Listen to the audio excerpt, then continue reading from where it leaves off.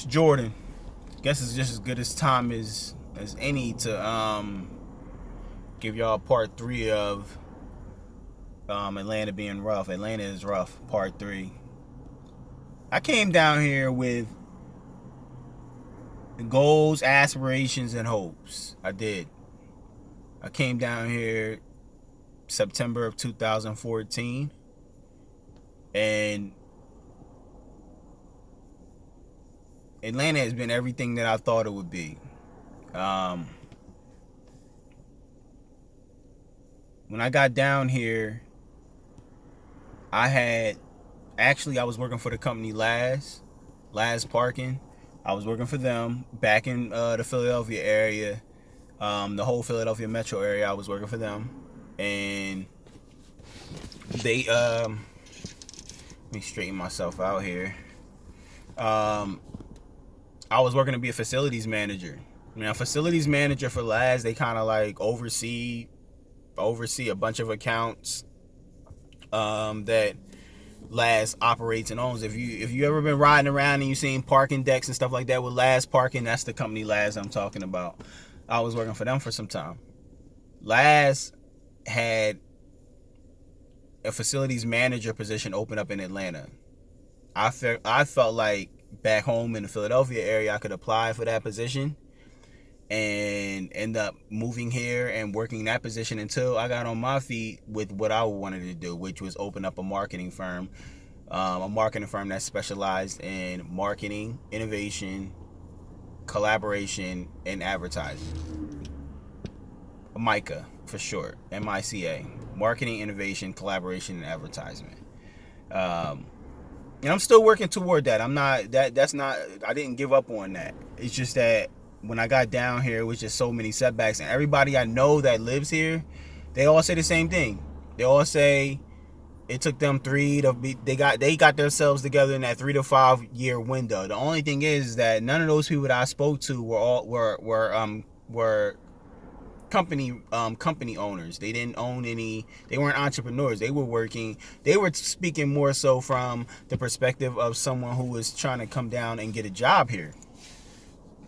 It's a different mindset that you need to be a whole entrepreneur. You need that mindset on top of sustainability and other attributes that you need when you're trying to become an entrepreneur.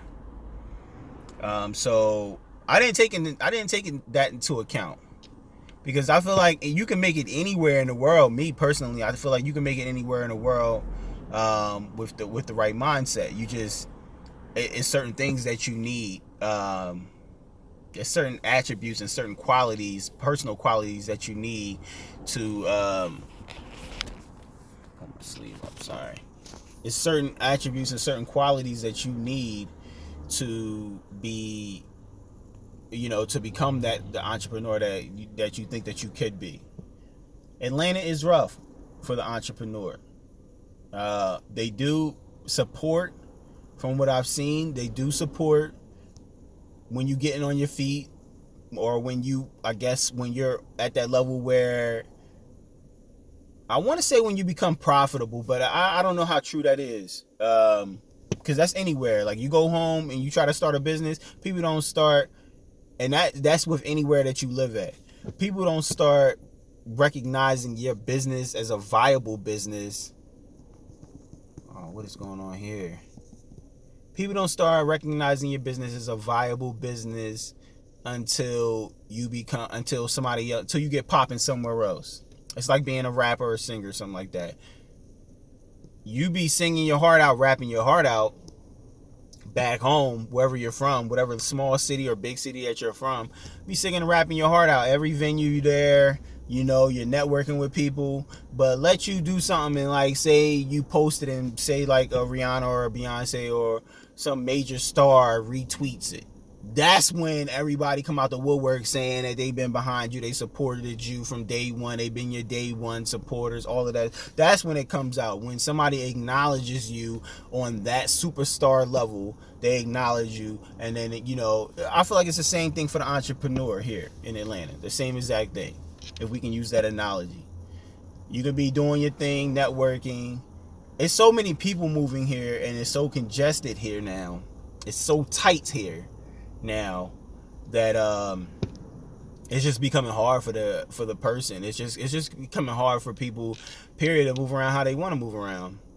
And I'm not saying it's Atlanta's fault, and I'm not saying it's my fault. Like I said, when I came down with a plan, and I was going to utilize the corporate ladder as a part of that plan, a springboard, if you will, to my ultimate goal, which was to run my own firm.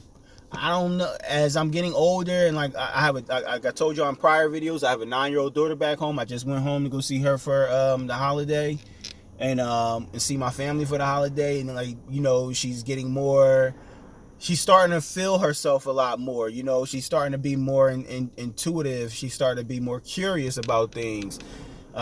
She started to be more independent on things, and I'm gonna be missing a lot if I'm here. It costs me about between $300 and $500 every time I go home. Every time I go home, between flights and rental cars and stuff like that, sometimes even more. I want to say between $300 and $600 it costs me when I decide, I need to go home, and I might need to go home 3-4 times a year. You could do the math there. That's $1,800. $1,800, $2,400. Just trying to get home. Just trying to get home from here.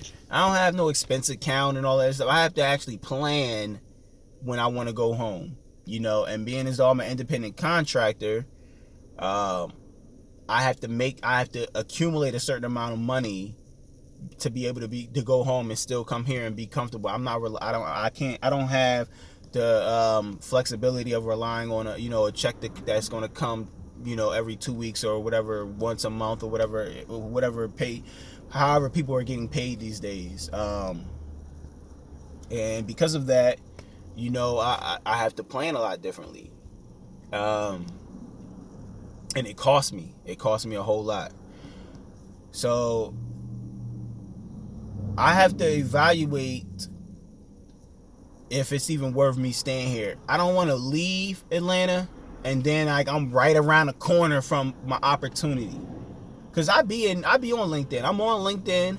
I'm not really on social. I just deactivated. I never really was an Instagram person. So I kind of deactivated. I got like 30 pictures up on my 30 or 40 pictures up on my Instagram, and then most of them I think is my daughter, some random crap that I don't really, and some other random crap that I don't really care about. I'm not on Instagram as much. I was tweeting a lot more, but I kind of fell back from tweeting because I felt like I should be using that time to do something else. If I'm going to be tweeting, I need to be tweeting, companies that I'm trying to be, that I'm trying to do work with or partner with in some way. And I just felt like it became a distraction. I'm following a lot of people that's doing a lot of things or make it seem like they're doing a lot of things. And then I'm also following, you kind of get caught up in like just the tic-tac stuff of just people just saying randomness or whatever the hot topic is. And you never really get anything accomplished on there. Now, once the ball is rolling, you can go back to tweet and then you become a personality for your brand. If you want to separate yourself from the brand or whatever, you can do that as well. Like, this is me, but I don't speak on behalf of whatever brand it is that you're trying to boost. But like I said, I fell back from there. I'm on LinkedIn. I've never stopped using LinkedIn. I've never used Snapchat. I've never been on Snapchat for anything. And I don't use Facebook anymore for various reasons. I don't even want to get into that. But I just don't use Facebook. Is like its own world, and it's kind of depressing there. Let me decline that. But like I said, it's rough. Atlanta is rough. This is Atlanta is rough part 3, and I'm at the evaluation stage. It'll be 4 years this November coming up next year that I've been here. Next November, or next September, actually, September 2018 will be 4 years that I've been in Atlanta. And in that time frame, I've done missed a lot of things going on with my daughter. It feels like my mom is getting older and stuff like that, so I definitely want to be around. She's in good health now, but like I just want to be around in case she might need me. So I'm kind of considering moving closer to home, but definitely not back to Pennsylvania. But more so, like I've seen people saying like you should try the DMV area. I'm gonna go check. I'm gonna go check the DMV area out. I lived in DC for a little bit. I'm gonna go check that area. I'm gonna go check that area out and see how I fare. I'm gonna start connecting with people on LinkedIn and just, you know, trying to build my network in the DC area and just see how I like it, see how I feel about it, and I'm gonna go from there. Um, Let me go back to what I was saying originally, though. What I was saying was I came down here with a plan. I feel like if you come to Atlanta, it's very rare that somebody come down here with $100 in a bank account and a suitcase full of clothes and they just make something of themselves. That's a rare lottery pick story, you know, Cinderella story. That it's very rare that happens. I'm not gonna say it doesn't happen, but I'm just saying it's rare. I wasn't that guy. This was in the making. Me moving to Atlanta and the Atlanta area was in the making for some years. It was maybe 2 or 3 years before I even, you know, decided to make the jump. But in that process, I was getting all my ducks in a row. I was working for Laz at the time. I was seeing if Laz had any I was seeing if Laz had any if they had any, you know, any offices down here, and I was just gonna make my way gradually down here, you know, and just making sure I had enough money, you know, making sure I have 2 cousins that live down here, and my boy Ace, like I told y'all before, and they pretty much held me down when I got down here. That's what was going on. They held me up, they held me down when I got down here. They were instrumental in making sure I wasn't moving in the wrong places and you know, being in the wrong spots where they hear about a lot of crime going on, and just they just held me down when I got down here. I'm forever indebted to them because of that. I got down here in 2014. I wanted to be a facilities manager for Laz. Yes, y'all know that. And that didn't happen. And the reason why that didn't happen was because the guy's position who I was supposed to take over did not retire. He was supposed to retire when I got down here. I get down here, he said that him and his wife had a talk, and he wants to work another 5 years. Now, granted, if I would have stayed on board, they would have made me like some type of supervisor, which is a role that I've done back home. I would have been some type of supervisor, and I would have been making maybe a third of what was promised to me, or what was said that I was going to be making here. And that's cool. And that's cool, but I don't know. I was not feeling it. I wasn't feeling it. I was holding it down in an apartment by myself, and actually I was living with my friend at first. I was living with my boy Ace. I was actually living in his spare room. I told y'all know, everybody kind of know my story from Atlanta is rough part 1 and 2. I didn't have a bed. I was sleeping on the floor. You know, I graduated to like an air bed, and then from there, when we moved from Upper Riverdale Road in Riverdale, we moved into an apartment in Southwest Atlanta, a nicer apartment. I ended up getting a bed set, and every year, everything was progression. Was a progressing thing. Was progression. Every year that I stayed down here, it was I was showing progress. I was showing progress and showing that I can survive here. But as far as like what I want to do, I haven't made any progress. I feel like the most minute steps has been made because of that. And that's what hurts me the most, because it's like I can progress and, like, you know, get with one of these companies, AT&T, one of these major companies here, and move up the ladder in that company and probably make more money and stuff like that. But guess what? I'll still be an AT&T employee. I'll still be a Home Depot employee. I want to work for myself. I want to be able to employ people, you know, from on my end, from a company that I own. I want to be able to. I'm at the 14-minute mark. I want to be able to do things and I want to be self-sustainable myself. I want my company to be self-sustainable, to float on its own. I don't want to be relying on, you know, whatever company is out here and the sneaky things that go on in corporate America, and them not letting you know how the company is really doing it. I don't want to be in the dark with that. I've been in the dark before with companies, and it's not a good feeling. It's not. And with Laz, I ended up leaving them and going and just kind of getting traded around from corporate company to corporate company. But I learned valuable lessons with dealing with the chain of command and within corporations. Now here I am in limbo about staying here or actually leaving. Atlanta is expanding as far as people moving here. Somebody told me like just in the last 6 months, 700,000 people moved here. In the last, I think it was like the last 3 or 4 months, 700,000 people have moved here. And it's not just transplants. These are people. You know, it is transplants. I'm just saying it's not just like random people from around your way. It's not just them moving.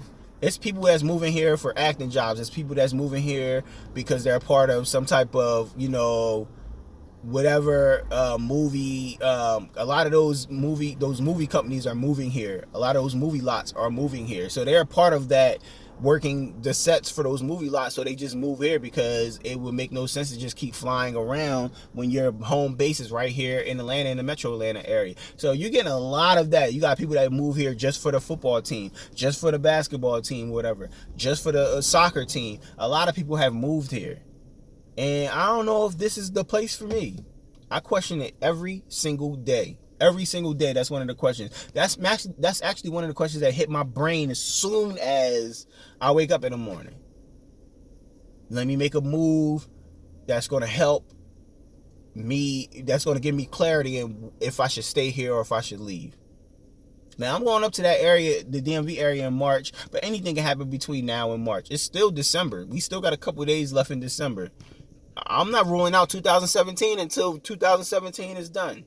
And then I got a few months in 2018 before I go up there in March. I'm gonna see about it, and then if I like the vibe, I'm a viber, y'all know that too. I'm a viber. If I feel the vibe and I feel like I can build here or whatever, the same feeling I got when I got to Atlanta. I'm hoping that it's not something that I get everywhere I go at, but if I feel the vibe, and I feel moved and inclined to be there, I'm gonna start making my move to get up out of here. My lease is up. It's up in between June and August. I can't remember. I just signed it. I can't remember if I signed it in June or if I signed it in August. But that'll give me a good enough window to get enough money up to make the transition up there to the DC area. I'm gonna start applying to jobs and stuff like that. Just something that, a life raft, if you will, to get me up there. And then once I get up there, I can move around how I want to move around if I sustain a job, if I get a job. Anyway, I talked y'all heads off. This is Atlanta is Rough Part 3. I'm gonna just keep them coming. I'm gonna keep them coming for y'all. Like I'm getting good responses from Atlanta is Rough Part 1 and Part 2. Y'all just jump in the comment section. Maybe y'all know something that I don't know. Yes, I've been to like all the gathering spot. The gathering spot is a spot where you go to collab with people and to connect and network with people. I've been to all these little meetups and stuff like that, which is more so on a nightlife side. I'm out of that. I want to progress. I'm trying to get away from all of that. I don't want to do any of that anymore. I don't want to do any. I'm not even into night. I have nothing to celebrate at this point. Right now, I just want to get to the next level. And if that's financial or mentally or physically, whatever it is, I need to get to that next level. I'm feeling stagnated. I think that's a word. And I don't want to feel that way anymore. I don't. So y'all get at me in the comment section. Let me know what y'all think about Atlanta is Rough Part 3 or whatever. Definitely, I read all y'all comments when y'all when y'all hop in there or whatever. It's been a lot of help in there. A lot of people have been shedding advice. We're gonna keep this thing positive, whatever, negative, whatever y'all put in there. I read anyway, and I try to respond back to anything that will warrant a response. But yeah, y'all get at me. God bless. Peace.